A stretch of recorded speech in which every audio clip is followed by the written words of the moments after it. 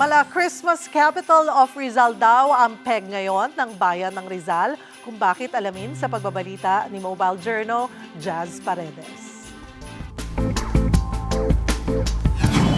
Swerte ng mga taga-Tanay dahil ang mga pasyalan dito ngayong Pasko, magkakalapit at walking distance lang.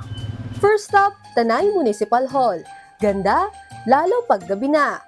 Agaw atensyon ang higanteng sustainable Christmas tree at mga higanteng superheroes na pa-throwback pa. Nung bata ako, pangarap kong makapasyal sa ganitong may mga ganyan. Ang napapasyalan lang namin nung araw ng bata ako, Luneta.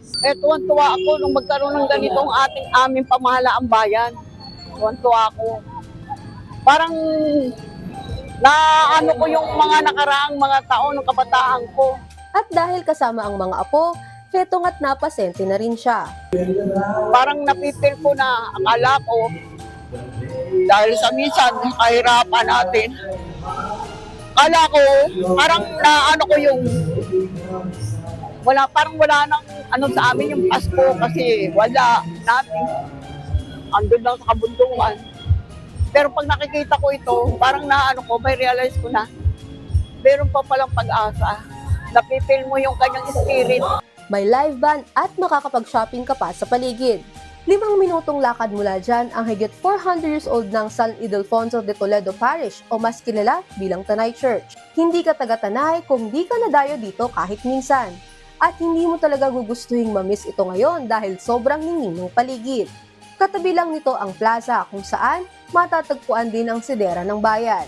Dito, food trip naman ang patok. Isabay nyo na rin ang pamimili ng regalo.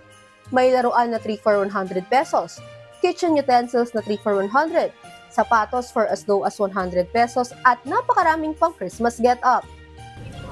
Mga pang-exchange gift po, pang Christmas party po.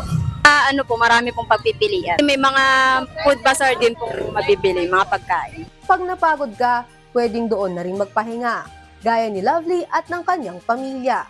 Gawa po nung baby ko, binibila namin ng damit na pamasko, tsaka pangregalo na din. Ano din kasi para din makapaggala, kasi nga maganda yung pasyalan dito. Sa laruan naman, 3 for 100, kaya swak na din pang regalo. Bukod dito sa maganda sa park, maganda din kasi sa dike. Ito namang dike o parola sa Barangay San Isidro, kailangang i-tricycle. Ang agad na bubungad sa'yo, relaxing view ng Laguna de Bay. Kaya sa mga naghahanap ng papasyalan ngayong Pasko, tara na sa Tanay! Mga kapatid, Mobile Journal, Jazz Paredes po, hatid ang mukha ng balita.